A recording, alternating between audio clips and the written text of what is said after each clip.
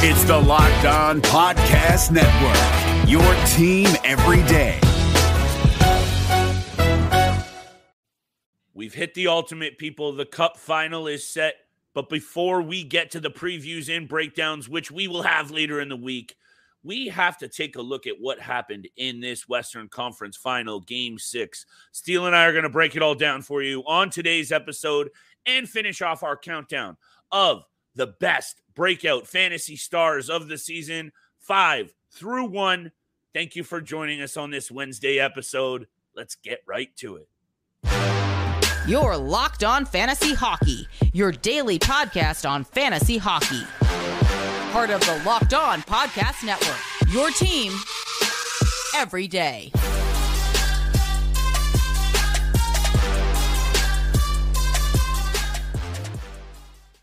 What is going on, everybody, and welcome back inside the lab that is the Locked On Fantasy Hockey Podcast, and happy hump day.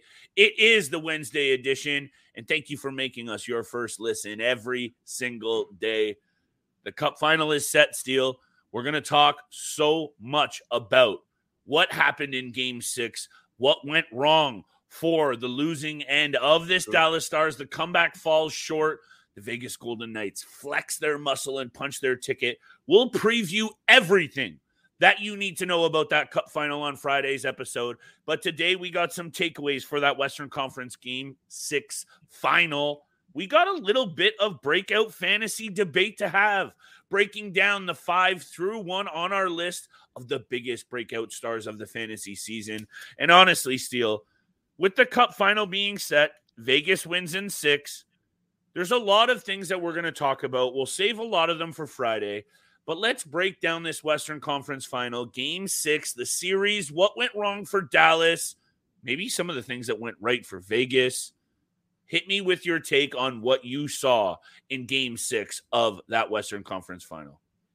Well, it was just the perfect road game for the Vegas Golden Knights in Game 6. Just came out with all the energy and took all the atmosphere out of the building on the road in Game 6. And, you know, I don't know. It seemed to me that the Dallas Stars came out really flat.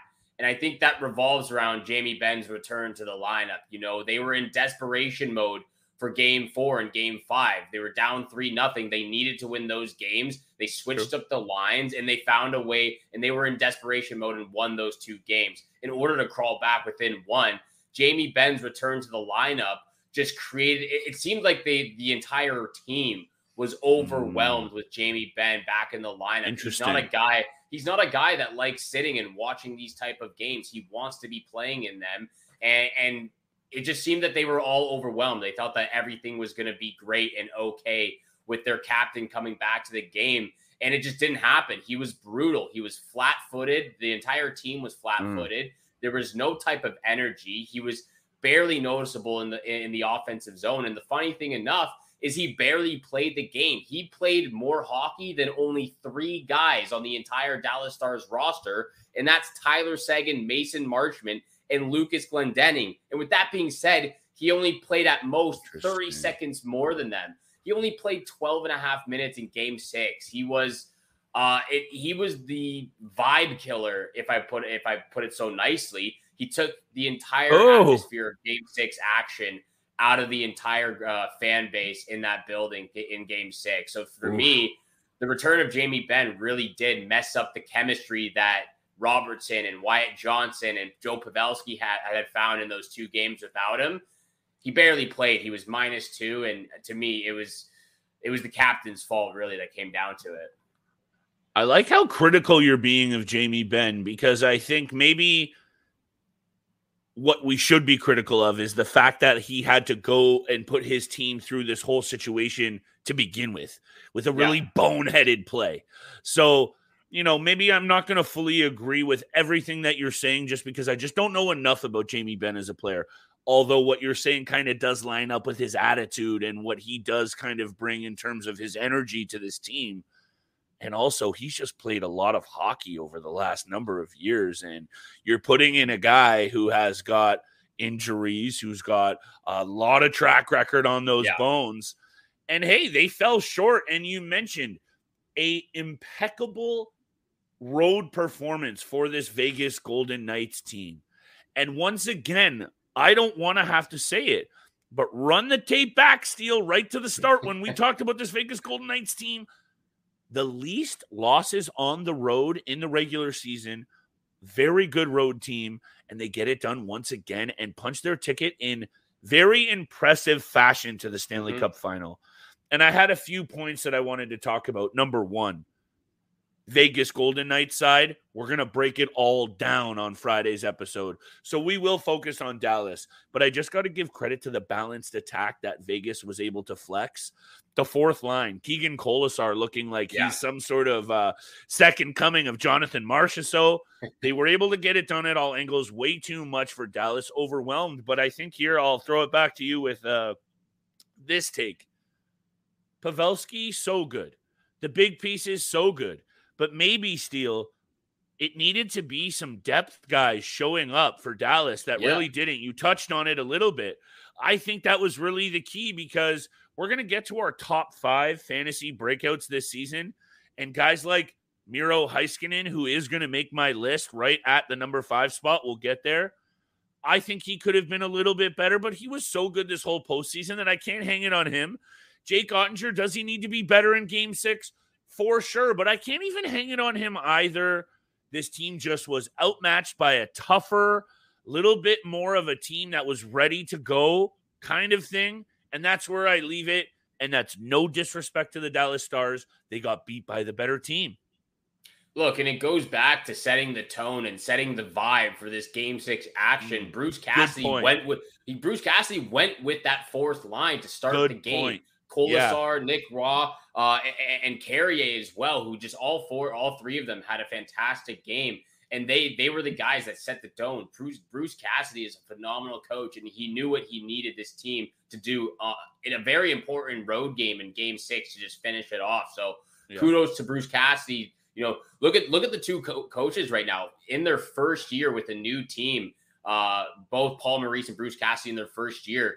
A new voice can really be the difference for an organization going to the Stanley Cup Finals. Both teams make it, and both teams are on the verge of winning their first Stanley Cup championship in franchise history. And interesting enough, a lot of teams out there looking to shuffle the deck behind the bench, potentially. Already a few so far. And including one near and dear to our hearts that we're going to have to get to in the off-season breakdown content that Steele and I have lined up for you that is actually going to start this week when we're going to have Trey Matthews of Locked On Devils on to talk about their season fantasy studs, fantasy players you need to keep your eye on. I think we need to break down a little Luke Hughes action. I know Steele's jonesing to talk about that. So we got Trey coming up later in the week. Make sure you're tuned and tapped into every single episode.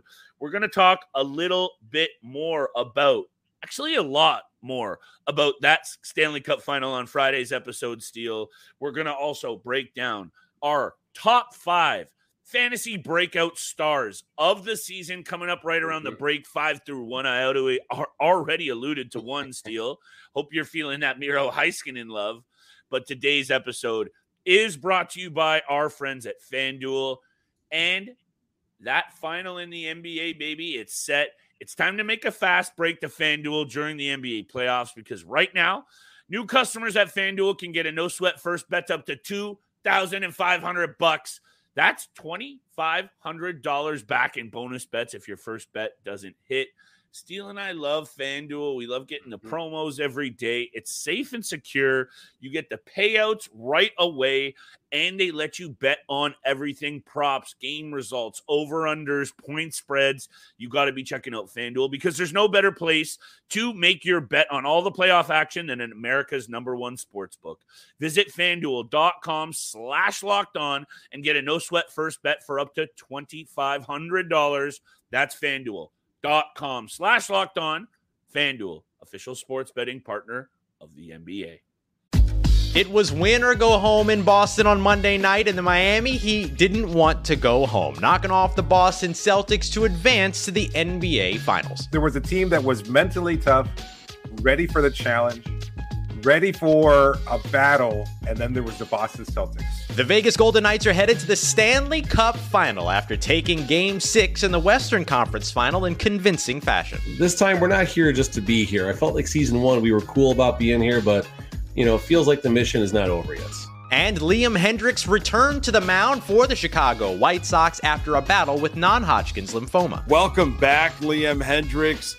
Emotional moment. They didn't even go to commercial break when he came into the game out of the dugout. For more on these stories, check out new episodes of Locked On Heat, Locked On Golden Knights, and Locked On White Sox, all free and available wherever you get podcasts. And thank you so much for making the Locked On Fantasy Hockey Podcast your first listen every single day. We are a part of the Locked On Podcast Network, where you can find a Locked On podcast of your favorite team in all 4 major sports leagues and the NCAA, your team every single day. We appreciate all the love, all the support you show us, and make sure you hammer the subscribe, hammer the follow button.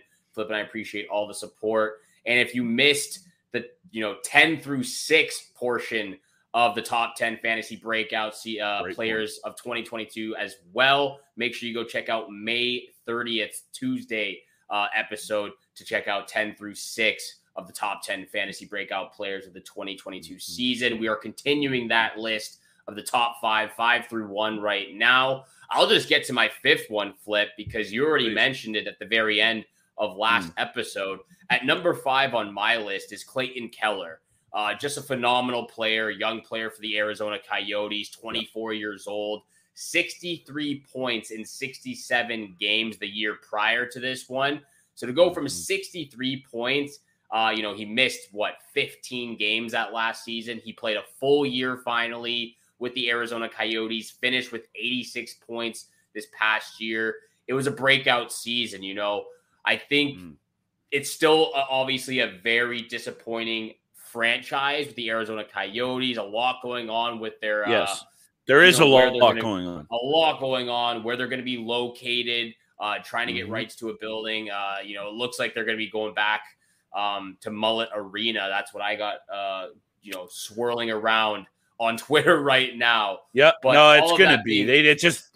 It's just a little bit of a mess right now. But with all that being said, Clayton Keller is the shining star that the Arizona Coyotes have right now. 86 points in 82 games. Yes. Almost put up 40 goals. And still a very disappointing season, but I think we saw last year that they do have a couple of young guys in the queue right now, in the lineup that are making their way up. They were heading in the right direction. They had more points last year than the year prior. They played a lot better as well. So heading in the right direction, but Clayton Keller's going to need some more help, but he had a breakout season. Hey, and that's one of those angles that I mentioned about Keller when I had him higher on my list, like you said very nicely on that plug for the episode yesterday. Check that out if you're missing the 10 through 6 on the breakout list. Is if he does somehow, let's say some of these young pieces do really explode for Arizona and he gets some more talent to play with. I don't really see that. You mentioned he makes so much sense for this franchise. And when I was pining for him to be plucked by a bigger team, that's just because I really do want to invest in this player. And I think that he's got explosive offensive talent that with a really elite centerman to feed him that puck, with his skating ability, I think the sky's the limit. But at the end of the day, Steele, that's really it. He's been able to get it done, at the end of the year with Travis Boyd. And we like Nick Schmaltz. No offense to Nick Schmaltz. But Travis Boyd and Nick Schmaltz, hey, all we got to say is Clayton Keller getting it done. Breakout star for sure. I'm very excited to see what happens next year. Yeah. Because I think there's just going to be a lot of teams still looking to kick tires on the Arizona Coyotes because that's what teams do. So we'll leave it at that. If you're okay, I will quickly mention my number 5, Miro Heiskanen. You mentioned the AA, or how many more points did Keller get? 20 more than his season before? 20 more points. Yeah, how about Heiskanen doubled his output, 36 points to 73 points this season, and he was really good in the postseason. And I know he's still a really young player, and there was times where on the defense end, I think he could have been a little bit better. And yeah, maybe he wasn't there in the quote-unquote clutch. But again, the guy's 23 years old. So I'm not going to hang anything on him in this postseason for the lack of anything, because he was also still able to produce 12 points in 19 games. Miro Heiskanen for me, Steele. If there's any way you can draft this guy, if you are drafting a D-man for next season, you and I are going to talk about every single position, breakdowns, right and left, whatever D-man. Heiskanen, he's top 3 in my opinion, and I think he's just going to go off next season. I love this kid's game. Breakout star for sure. And you know how I like to pair my forwards with defensemen. You know, if you can get Jason Robertson in the first or second round, why not go after Miro Heiskanen in the next one after that? You know, Nathan MacKinnon in the first round, or might be hard to try to get Cale Makar at the same time as Nathan MacKinnon, but you get what I'm saying here. Yep. I like pairing those forwards with those defensemen. I also have Miro Heiskanen on this list. I'll get to him when I get to the top 3 in this position as well. At number 4, though, it's my second goalie on this list, Linus Ullmark. He's at number 4. No one expected Linus Ullmark to break out in this proportion, but it was a full-on breakout season for Ullmark with the Boston Bruins, second season with the Bruins, in fact. And the fact that he goes 46-1 with a .938 save percentage, a 1.89 goals against average, just ridiculous. Finishes pretty much in every statistical category that you could think of within the goalie realm, and finishes on top. He's a shoo-in for the Vezina Trophy this year. And it's honestly quite astonishing because, again, we've had so many conversations with our good friend Michael Amato about drafting goalies later in the draft and then in the top 3 positions. And this is one of those goalies like Vitek Vanacek who fell to the 12th, 13th, even 14th round and was a breakout fantasy player. So these are the type of players that you're able to snag up in these type of drafts, and they can really set your team apart. And it's just phenomenal. You think about this. He was doing this type of stuff with the Buffalo Sabres, not to this extent, but, you know, played 6 years with the Buffalo Sabres, had a .912 save percentage. 6 years. Wow. 6 years with the Buffalo Sabres. That's mind-boggling, actually. I know, right? I didn't even know. I knew he was with the Buffalo Sabres, but not for 6 years. You know, two of the seasons, 2016, he only played 1 game. 2017, he played 5 games. So technically 4 years. Still. 6 years overall with the Buffalo Sabres. Interesting. But he had phenomenal stats. He had 1 year.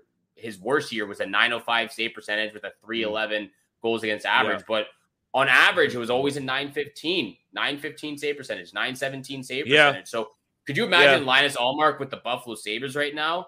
Like with the team right now. Levi as their backup. Levi with their backup, they could have been maybe a Stanley Cup playoff team. Oh man, I love talking about the Sabres. And realistically, me being this close to the border, Steele, I might be able to benefit from some really cheap seats in Buffalo.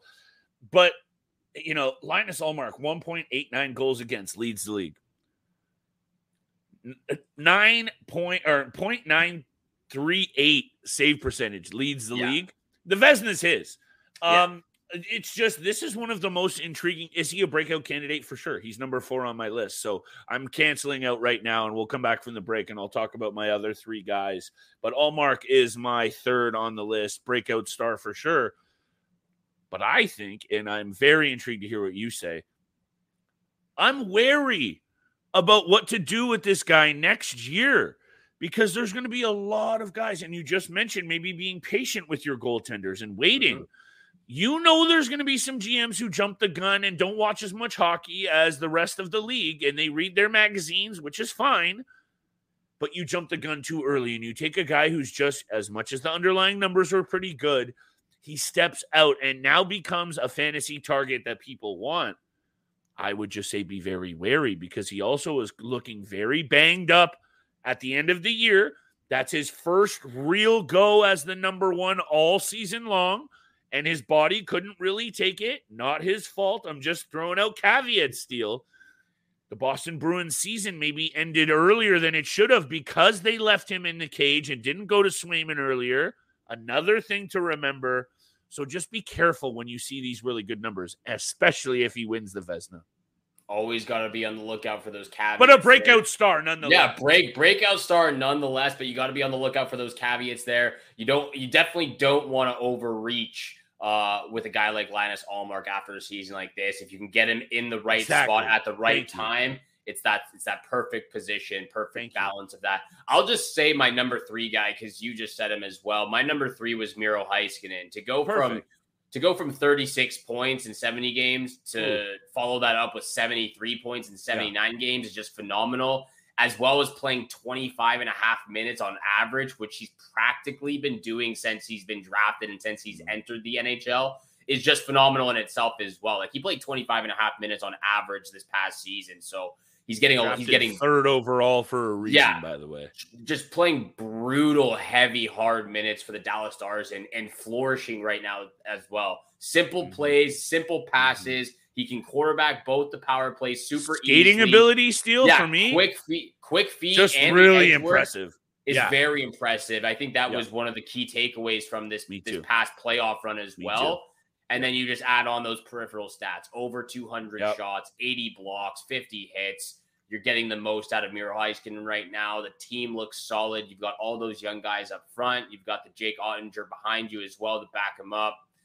The Dallas Stars got a bright future with all these young guys, and Miro Heiskanen is the guy that quarterbacks the power play and quarterbacks that blue line.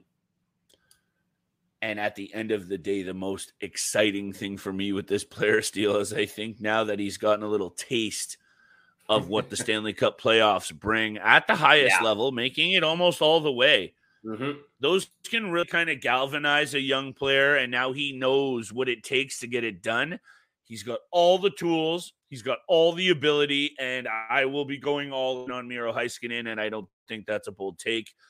I'm excited for you to take us to the break because my top 2, I don't even know if you're going to have the second guy. The first guy for sure, but also another Dallas Star is at my was at my 4th spot, but I'm all over the map now because of Linus Ullmark. But I got to show love to one more Dallas Star who went off this season. Wow. Okay. Well, I can't wait for the rest of your list. I've got 2 players on mine as well. We are going to continue with the top 5 breakout players of the 2022-23 season. But thank you so much for making the Locked On Fantasy Hockey Podcast your first listen every single day. Make sure you hit the subscribe, hit the follow button. You can find us on your favorite podcast platform, including YouTube. And Flip and I appreciate all the love and all the support you show us every single day. Flip, so what do you have left? Do you have your top 2 players left or top 3 players left? So I had Heiskanen at 5, and I skipped ahead on that. I had Ullmark at 3, and I skipped ahead on that. And at number 4, and I understand that he had a really good year the year before, but Jason Robertson increasing his point total by 30 points is a breakout fantasy star. Is he a breakout NHL star, which is maybe where you and I got a little bit away from what we were each thinking? Maybe not, because he had 11 game-winning goals the year before, led the league in that category, and kind of stepped out for the Dallas team in 21-2022. He had 313 shots on net this year, Steele, and he had 220 the year before. The increase by 30 points, the increase in plus-minus by 21.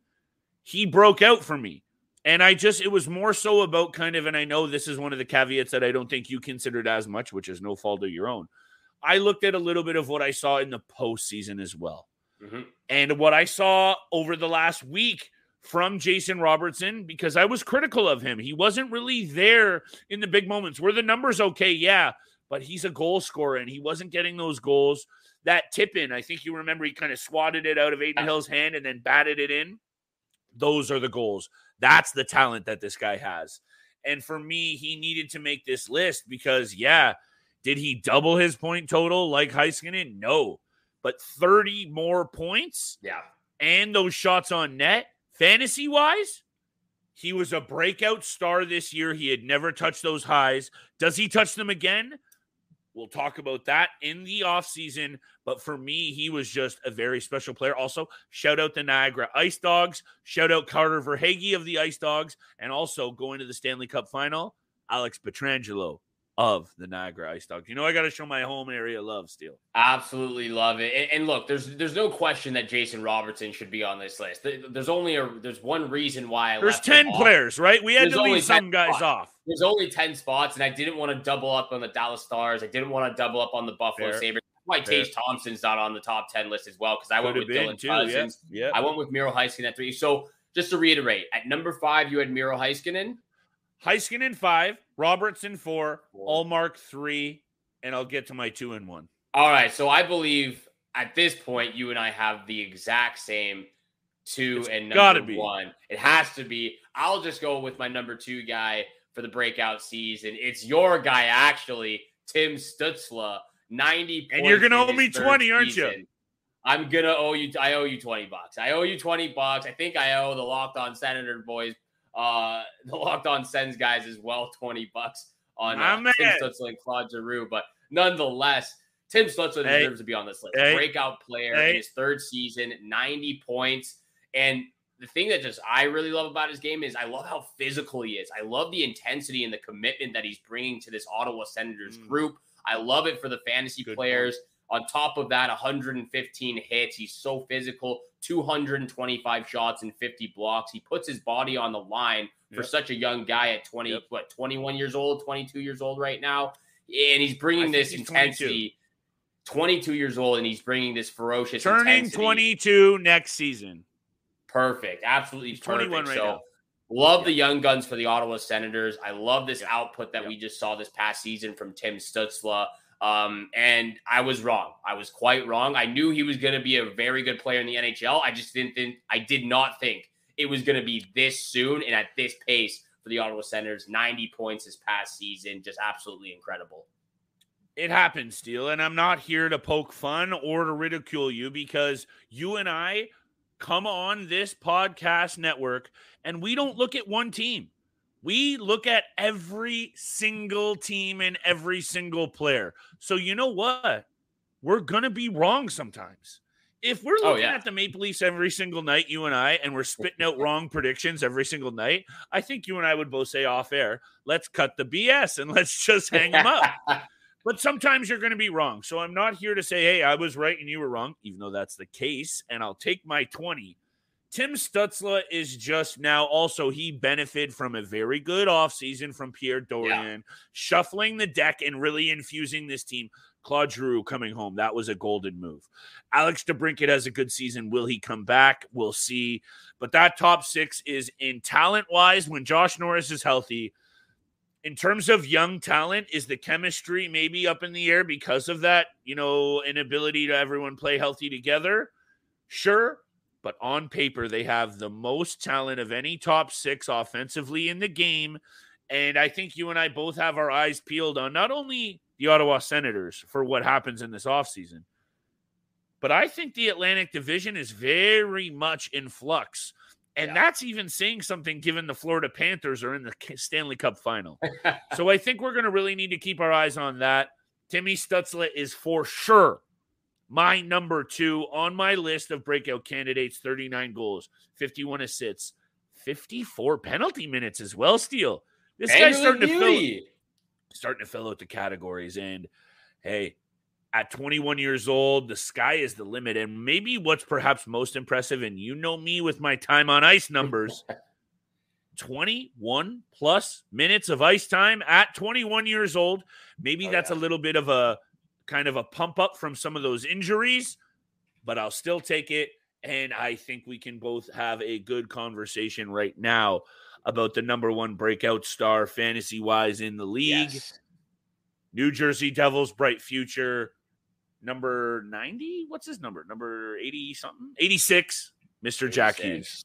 Jack Hughes, both at number 1, rightfully so. Yep. And look, this simply put, this was Jack Hughes' year. It was Jack Hughes' year. It was almost the Devils' year as well. It was almost the Devils' year, but individually wise, and when we're talking about breakout players, this was Jack Hughes' year. And I know Connor McDavid had 153 points. I know Pasternak and McKinnon had their first seasons with 100+ points, but this was Jack Hughes' stepping stone year and breakout season.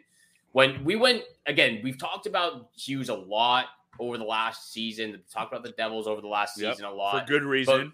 For good reason. And this year was so important for Hughes and the Devils because we went 3 straight years since he's entered this league of watching Jack Hughes play less than 62 games each season.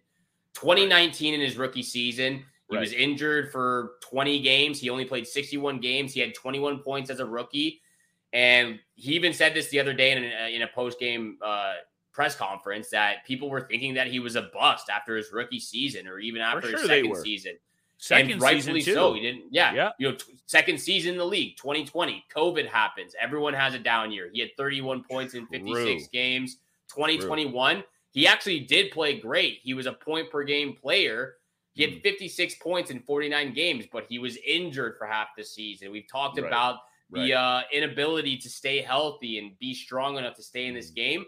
So up until this past year, we had not seen Jack Hughes play more than 61 games. He hadn't scored more than 26 goals in a season, and he hadn't recorded more than 56 points in a season. So for him to stay healthy, play almost a full year, played 78 games in 2022-23, and finished with 99 points, a franchise record. The team as a whole, 13-game winning streak, franchise record. He had 336 shots on goal. Don't just look away from the other peripheral stats. 6 penalty minutes, 12 hits, 30 blocks. It's not when he's that good offensively. We're not looking to those. Exactly. That's why I said don't even look at them because it doesn't even matter right now. So not looking at him. 99 points in 78 games, breakout season for Jack Hughes, and the fact that he takes his team to the second round of the Stanley Cup Finals as well. Got to give props to the kid. And close to the third round as well. If they played a little bit better, they went close, loose. Loose. Look. I'm also keeping my eye on both of his brothers because if I can load myself all up a whole trio of Hughes brothers steal, I might as well start collecting my loot because Luke Hughes is going to start banging people out with regularity. And also, if we're talking about collecting loot, double down on the New Jersey Devils maybe to even take the Metro Division next season. I know there's a lot of good teams, but you can't help but feel that there's something special brewing with this Devils team. And I'll say this about Jack Hughes, because you did very nicely discuss all of the relevant fantasy angles. Aside from this Devils team is going to score a SHIT ton of goals next season. So I'm tapping into whatever players, Dawson Mercer, double circle, some of these guys, double circle, Luke Hughes and otherwise. But back to Jack. Ooh, that was good. 43 goals, 56 assists. You mentioned the 336 shots. But for me, what turns the page really, aside from him, is his ability to stay healthy, his skating ability. Yeah. Connor McDavid is in a whole other realm. Full stop. Never going to ever compare anyone in the game to Connor McDavid. But right there in tier 2, Jordan Kyrou, pretty good. Jack Hughes, I want to see Jack Hughes in the skating competition. Because when he turns on those Jets steel, man, he is tough to catch. 5'11", 175, little dynamo. And next season, I think, I throw a lot of things at the board. 99 points is, I think he can hit 120. I really do. Wow. I think he can. Yeah, I think. And I'll take my Timmy Stutzle loot, which, by the way, I had written down here. It was 81.5 points. I took the over. You took the under. Good bet, but whatever. We'll take it. We'll donate it to charity maybe. At the end of it all, Jack Hughes is the breakout star fantasy-wise of the year for me. 99 points is special. If he stays healthy, and I think this Devils team does what they do, 120 points is where I'd be not comfortable, but on my bold take side of things, I'm throwing it at the board for y'all. And that's something that we're going to have to ask for Trey Matthews tomorrow on tomorrow's episode. We're going to get to Luke Hughes. We're going to talk Dawson Mercer, Timo Meier, all the RFA and UFAs with Locked On host Trey Matthews of the Locked On Devils podcast show. And thank you so much for making the Locked On Fantasy Hockey podcast your first listen every single day. Make sure you're tuning in Monday through Friday, 7 o'clock in the morning Eastern time is when you can find all of our episodes. And again, thank you so much for tuning in for today's episode with Flip and I. Have a great day. Good luck with all your bets out there. And we shall see you back here again tomorrow. Peace. It was win or go home in Boston on Monday night, and the Miami Heat didn't want to go home, knocking off the Boston Celtics to advance to the NBA Finals. There was a team that was mentally tough, ready for the challenge, ready for a battle, and then there was the Boston Celtics. The Vegas Golden Knights are headed to the Stanley Cup Final after taking Game 6 in the Western Conference Final in convincing fashion. This time, we're not here just to be here. I felt like season 1, we were cool about being here, but, it feels like the mission is not over yet. And Liam Hendriks returned to the mound for the Chicago White Sox after a battle with non-Hodgkin's lymphoma. Welcome back, Liam Hendriks. Emotional moment. They didn't even go to commercial break when he came into the game out of the dugout. For more on these stories, check out new episodes of Locked On Heat, Locked On Golden Knights, and Locked On White Sox, all free and available wherever you get podcasts.